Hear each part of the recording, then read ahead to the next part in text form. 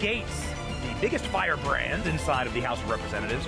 You're not taking Matt Gaetz off the board, okay? Because Matt Gaetz is an American patriot and Matt Gaetz is an American hero. We will not continue to allow the uniparty to run this town without a fight. I want to thank you, Matt Gaetz, for holding the line. Matt Gaetz is a courageous man. If we had hundreds of Matt Gaetz in D.C., the country turns around. It's that simple.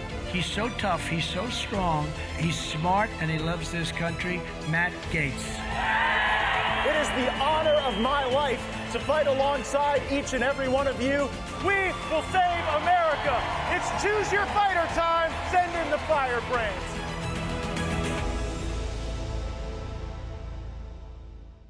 Welcome back to Firebrand. We are broadcasting again live out of the Rumble Studios, brand new here in Washington, D.C. An excellent opportunity for us to get our message directly to you and make sure that you have got the Rumble app downloaded with notifications turned on. That is the best way to be able to watch Firebrand, to be able to get the updates up front. You got to have the app downloaded. You hit the bell. Then every time we've got something important to share with you, like right now, you'll be added to the conversation and right here for that live discussion. And today I have with me my good friend, one of the smartest foreign policy thinkers here in Washington. He's the editor-in-chief of the American Conservative, Curt Mills. Curt was one of the first folks I met actually when I came to DC, and I followed his scholarship and his journalism, and I guess you followed a little bit about what we've been doing on the Hill, and we've got a lot to talk about in the American Conservative today. The big piece that is setting Capitol Hill on fire is the J.D. Vance piece on how the McConnell strategy on Ukraine is actually an impeachment trap for President Trump were he to be elected in the upcoming presidential contest. But Curt, we haven't talked in a while. I can't believe we're living in a time where on this records matter, Trump is facing down hearings and criminal process. We get a special counsel report from Rob Hur. And I know Rob Hur. I've had to work on matters where Rob Hur was working on the same matters. And the beginning of this report is that Joe Biden essentially committed the criminal offense that is laid out that Trump's being charged with, that he had the intent to commit that offense, that he shared the information, but that he won't be charged for two principal reasons. First, that he cooperated fully with the investigation upon the discovery of these classified documents. And second, that he's too senile to be held responsible. So what was your take when you saw this report? Yeah, I mean, my view is that the takeaway will be the opposite in the American mind. So you have the Democrats who are willing to prosecute Mr. Trump for almost 100 different felonies, I think last I checked, and they've only seen his political appeal objectively explode, at least if we believe polling. The opposite occurred with the case of Mr. Hur, which is they declined to indict, which I think, in fairness, honorably doesn't further politicize politics or further criminalize politics. But Mr. Hur opined negatively on the one key vulnerability that Mr. Biden has, his age, his mental fitness. I think it's going to go down in the history books. As Intently clever that he were to utilize this political vulnerability of Biden. I guess 86% of Americans now believing Joe Biden's too old to be president, using that as a feature of criminal process to unlink himself from a prosecution. Is that applying the facts in the law, or is that like a political operative utilizing his role as special counsel to max political effect? I mean, I think if you actually score it here, I mean, indicting the standard bearer of the Republican Party for a number of felonies during a presidential year, I think is a greater political abuse. I think it makes the Republicans look like straight shooters, which is that they aren't going to indict you for a crime if you're in the political arena, but they're going to call it straight. And I think that'll be important to a pretty wide swath of the electorate as like these questions of democracy and chaos start to form. There's actually a good portion of that electorate who looks and says, well, who's been playing fair? Now, I know her. I remember working with her when we were trying to get Jeff Sessions kind of off the mark and getting us a little more transparency on where things were going on the Hillary Clinton investigations. Right. And Hur was the guy working at Justice, standing right alongside Rod Rosenstein, blocking and tackling for Jeff Sessions when I think Hillary Clinton got off without having to face accountability because Sessions got Stockholm syndrome with the folks over at the Department of Justice. So that was what Hur did. Here's my theory of the case. If Hur is like a capo in the deep state, right? What if they've just decided they're not riding with Biden? Like, if the deep state is not Republican versus Democrat, right, but it's institutionalist versus outsider, and Trump's going to represent an outsider view on foreign policy, on the administrative state, and if they look at where Biden is, historically low poll numbers, and think, well, we got to take this guy out, and there was no mechanism to do that, really, in the primaries of the caucuses with how centralized his power is as the sitting president over the Democratic Party. And so you have to take him out like this, with some sort of damning report that results in Biden pardoning himself, pardoning Hunter, getting out before the convention, but not yet, not until after any sort of like democratic process could occur in the primary or caucuses. Then lo and behold, you have a convention, and in ride, who knows, Michelle Obama, Gavin Newsom, right, Gretchen Whitmer, J.B. Pritzker. You give any prospect to that?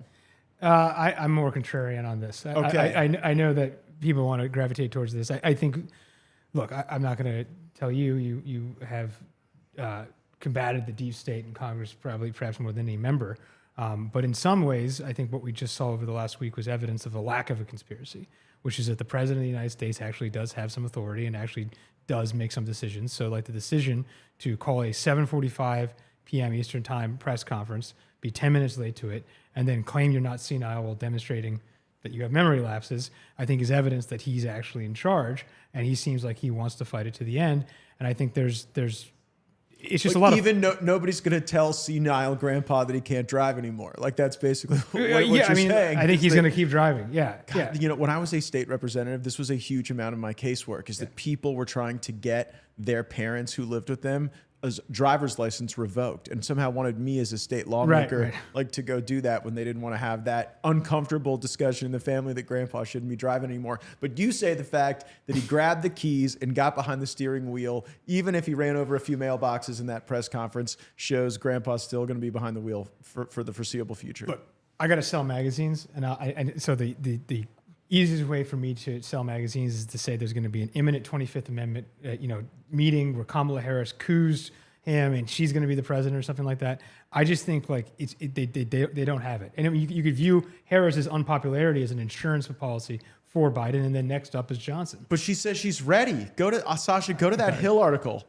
Harris says she's ready to serve amid questions of Biden's age. So right on cue, Vice President Harris says she's ready for the presidency in an interview last week amid concerns about Biden's age. I'm ready to serve. There's no question about that. Harris told the Wall Street Journal when asked about the challenge of convincing voters that she is up for the job. Those who see her work are, quote, fully aware of her, quote, capacity to lead. Harris said in the interview just days before the special counsel report stoked renewed questions about Biden's age and mental aptitude.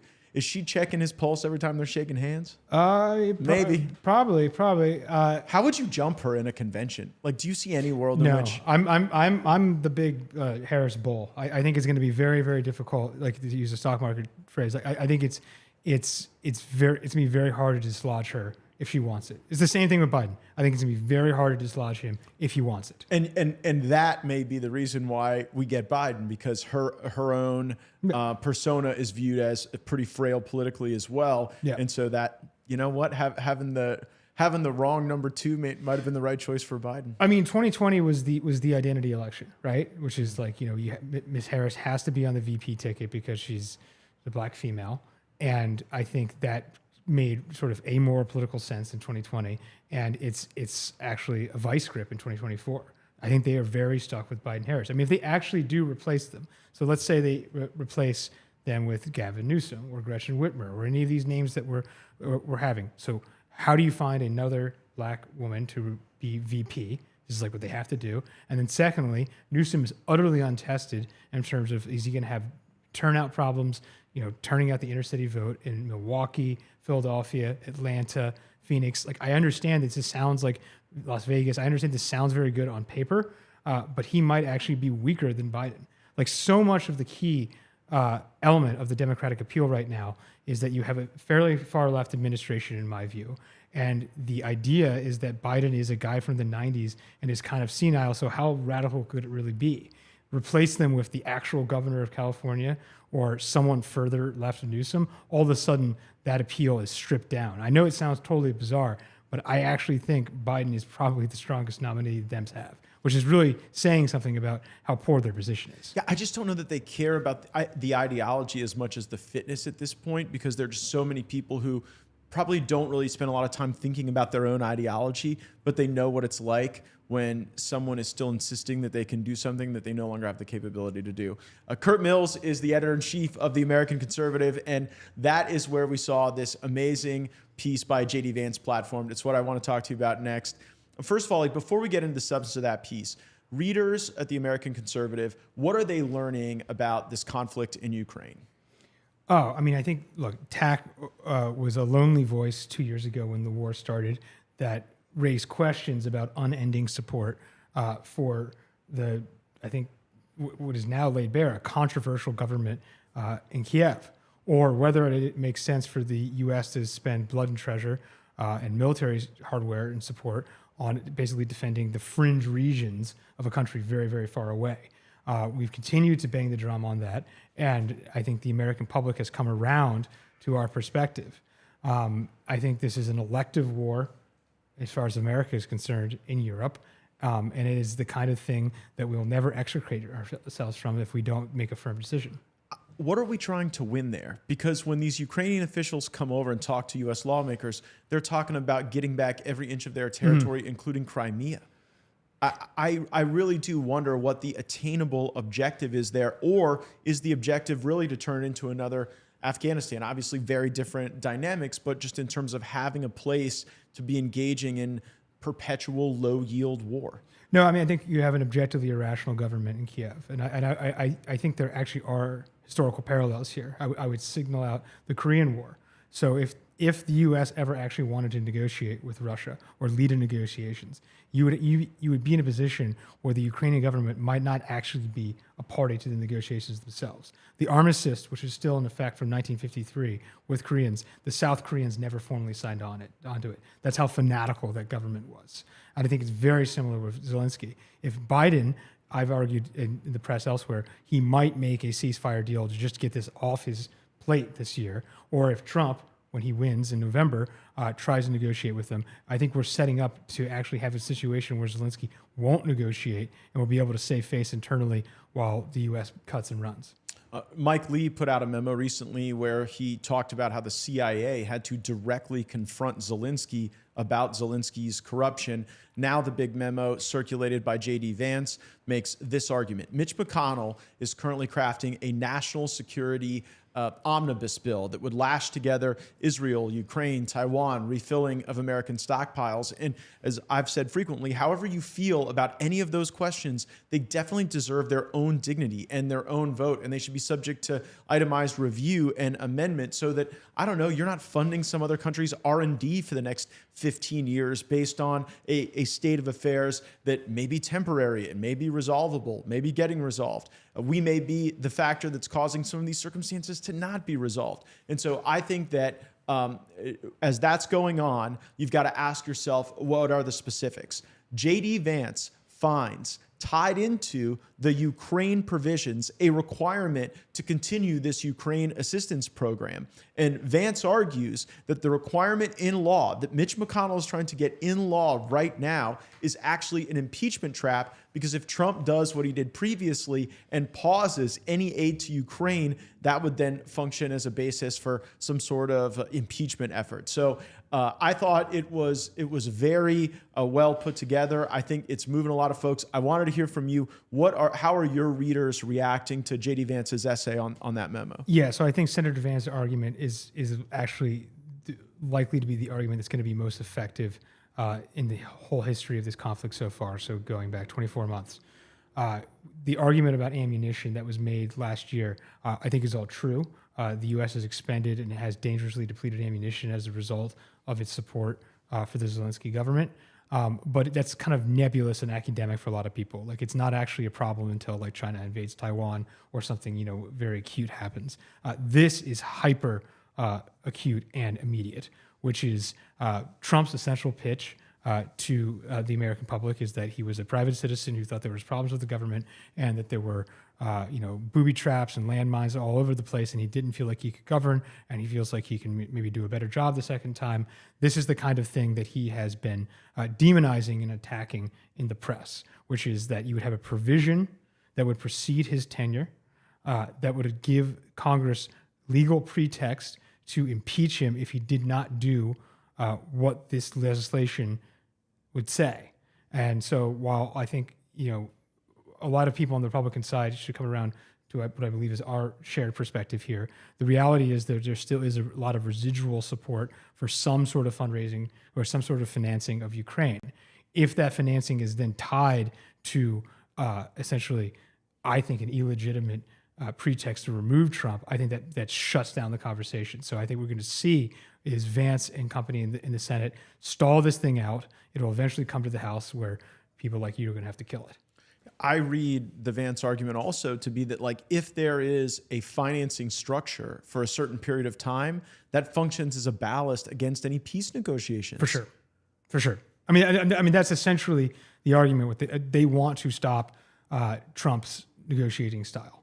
And so this is not a bill to fund Ukraine so much as to queer any peace process between now and well into Trump's term. No, and look, it's an escalation. So in the Vietnam period, there was something that was introduced called the War Powers Act, which has actually never been, I believe, tested at the Supreme Court. It is a well-documented 50-year phenomenon of the legislature abdicating its responsibility to the executive. And so what the executive has principally tried to do is start most of these endless wars, which haven't worked since the 90s.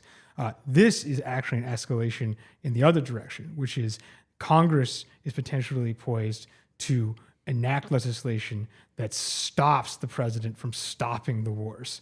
It is profound. Well, I think we're getting better at it, and I'm actually getting the blame, according to the Washington Examiner. The Washington Examiner out with a piece, Ukraine would have aid by now if Democrats had not voted with Gaetz. And the argument the Washington Examiner makes is that Kevin McCarthy was going to fast track any Ukraine aid, that was a priority that he was going to muscle the Republicans into, and that if Democrats had not voted with me to replace McCarthy, and if Mike Johnson, who, for whatever flaws folks may see in him, certainly has been more skeptical on Ukraine aid than Kevin McCarthy has, that but for that, there would have been another endless authorization. So I don't know if I deserve the credit for it, but I will take it if they'll give me the credit for it. Why do you think it is that you have so many Republicans that are just unquestioning? Because I wouldn't even view Mike Johnson as like anti-Ukraine aid. I would look at him and say, this is a guy who wanted to know, does Crimea have to be part of the deal at the end? And he asked some pretty basic questions just about the tactics and about the strategy, and the White House hasn't gotten back to him. But why do you think people are afraid to ask those questions in your long covering of this? Well, look, first, as a quick comment to what you just said. Sure. I do think this episode and this article particularly lays bare a lot of the criticisms of Trumpism and also your actions last year, which is that they were essentially substance-free nihilism. There was nothing but personal vendetta between you and McCarthy, and there's nothing but personal vendetta between Trump and a whole litany of characters. This is a concrete example of if there was a different leadership in the House, we would not be having this discussion. So, I mean, it's just unimaginable if Trump's not on the field and you had not taken the actions that we would even be having this debate. So the idea that this is all personal, I think, has been contradicted by events. In terms of what the Ukraine position is, look, I mean, they have taken a maximal position, which is that any recognition of reality, which is that, the Russians have taken control of Crimea for over a decade now, and that essentially there isn't the moral, political, and military and financial support to die over Donetsk and the rest of the East, any recognition of that is somehow highly amoral or highly immoral. And I think we're just sort of trapped in this sort of endless debate. And it is quite redolent of World War I, where like it was very clear that the battle lines were frozen in Alsace and in the eastern part of France, at the beginning of the war, and they wasted untold blood and treasure delaying the inevitable, and it eventually collapsed a lot of governments in Europe, and I think it potentially literally could collapse the Biden government.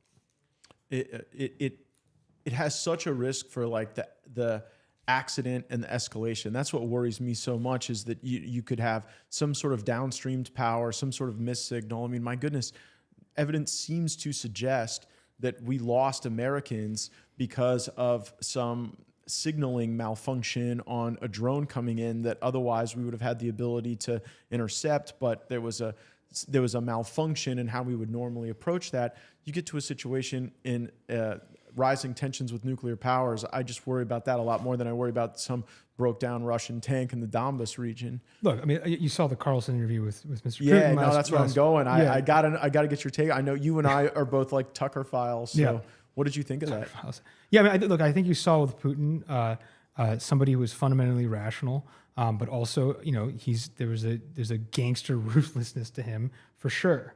I think that Mr. Putin isn't going to be trigger happy to use a nuclear weapon. However, I mean, we do know, if you look at what the Kremlin has been commissioning, who they're talking to, there are people within the Russian sphere who make the moral and military case for a nuclear first strike. That's pretty frightening. And if the Russians feel that they are endlessly isolated and, up against a wall on this is something that they're going to consider. And like, look, a 10, 20% chance for a nuclear war is way too high for my blood. And critically, the Russians have signaled their willingness to negotiate. The Russians love to negotiate. They love to have these talks. And like, I just see very little downside to getting them started. The American conservative is really founded on foreign policy realism and has been willing to be a contrarian voice in an era of neoconservatism. One of your founders, Pat Buchanan, I think effectively made that argument in the media, on the campaign trail, and certainly in his journalism. Now with Trump ascendant in Republican politics, coming in, saying he's going to resolve the Ukraine war immediately, that his presence alone is going to deter China. I know your readers must be interested in how the Trump government is going to take shape and form. I don't know that we'll have to go through the like Boltonista phase and like the Mike Pompeo phase. I have optimism that in a second Trump term, you would have more foreign policy realists in positions to effectuate the Trump agenda. Is that optimism shared by your readers? Yeah, and it's shared by me. I mean, look, the reality is, we have an imperial presidency for good or ill. The president can do a ton on foreign policy. And if Trump were to win, we don't actually know what the layout is going to be. Like, I think it probably means Senate GOP control, but the House, you can attest to it more, is probably going to be pretty close unless it's an absolute blowout for Trump. So the reality is his governing agenda might actually be heavy on foreign policy, where, assuming this bill doesn't pass, there are very, very, very little of any checks on his authority. And so he could totally reshape the map. And I think his unpredictability is one of the virtues. With Biden and Jake Sullivan, it just always feels like everything is some Georgetown School of Foreign Service essay exam, and it telegraphs punches. It shows adversaries where they can play up to. It shows allies what they can get away with.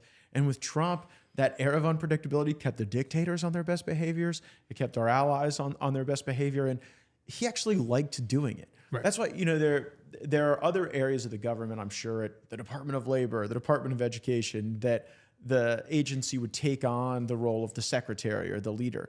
But in foreign policy, I think Trump took such a great interest in it. And in a way, he kind of views the world as a real estate transaction. Right. He doesn't understand why Gaza is poor, because it is beautiful. He doesn't understand why we can't seduce people like him in North Korea to capitalism with opportunity. And there's something to that I think we've really been missing. And I think there's even more potential in a second term, because you don't have to go through the phase of some of the people who stabbed him in the back. And like, we've talked a lot about how if you trace the people who stabbed Trump in the back and those who didn't, it almost has a perfect overlay as like the neocons he trusted versus the non-neocons. No, I mean, it's clearly a neoconservative thing. I mean, look, if Trump had all of the behavior that he exhibits, had all the policy preferences, had all the characteristics which we know about him, and he had neocon foreign policy, I do not think he would have seen this massive rejiggering of the Republican Party. I also don't think he would have won. And I think it was absolutely central to his appeal that he had argued that the foreign policy of the post-war, since the 90s, have been this abject failure. And I think that Ukraine shows that this is a durable change that he's led, right? Because at the beginning of the Ukraine conflict, I think it was Massey, Gaetz, and Marjorie Taylor Greene who were standing up against these continued provocations with Russia. And we've seen the Congress come to us as a lagging indicator of where the people in the Republican Party are. And Republican primary voters in particular are anti-war. Right. They don't want to see us entangled, and they oftentimes have lived out the consequence of that entanglement. And that actually gives me hope that Trumpism is about more than Trump. It's not just his own vision or his own proclivity on foreign policy. It's that truly this is where our people are. And we've fixed the divide that occurred previously. Before I let you go, Curt, I got to talk to you about what's going on the border. Sure. This big Axios piece out that details Biden exploding with rage on Air Force One about the border. Susan Rice called HHS Secretary an idiot. The vice president tried to constrain her responsibility to the root causes of migration. Mayorkas disagreeing with Biden's 100-day halt on deportations. Just a full autopsy on the Biden border decisions. What are the things that you guys are covering? What are you finding people interested in as we just see the border surrendered? No, I mean, the immigration is the biggest issue in the election. And bigger than the economy, bigger than crime. It's number one.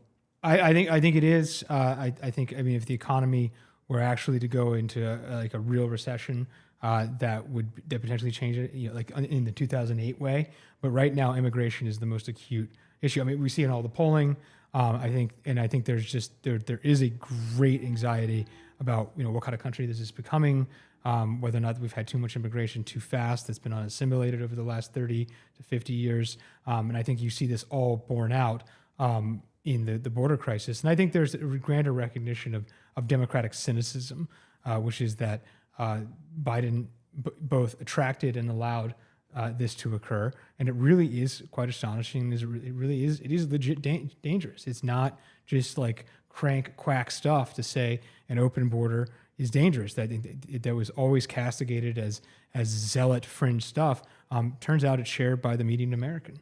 Yeah, I sense it's going to be a voting issue because it is so visible and real. Inflation also, though, something people are feeling in the pocketbook right now. And there was this theory of the case politically on Capitol Hill that we had to have the bill that we were demanding, right? The bill was the most important thing. And now I think there's a realization that Biden has to own his own departures from the Trump policies, right? I mean, when he went and bragged on day one about getting rid of all these Trump policies, he really owned the border. The media is trying to say now we own the border because we didn't like Langford's amnesty bill. I just don't see that working. I think the people are going to assign the blame appropriately to Joe Biden. No. I mean, I think people can sense that this is a major shift, and then I think people also sense that the reality is that this is actually quite different. I think people are aware that this is not just Mexican immigration. The majority of it is not Mexican immigration. Right. So far as we understand, I mean, I don't really know how much we trust in these statistics. And I think people understand that the world has gotten a lot more dangerous than it was in the 90s, and we don't have the full picture here because we're not even trying to get the full picture. Yeah, I mean, what really got me is when I met with the Inspector General of the Department of Homeland Security, and of the 8 million people we've paroled into the country, 6 million of them, we don't know who they are or where they are because they just put down a fake name. There were like thousands of people registered at a McDonald's in one town. And that has just allowed people to fall between the cracks, which is inhumane because oftentimes they're falling right back into the hands of the cartels operating within our country. And, it's remarkable, the raw numbers, the trips we've taken to the border. Like you say, you just see the waves of humanity coming over and over.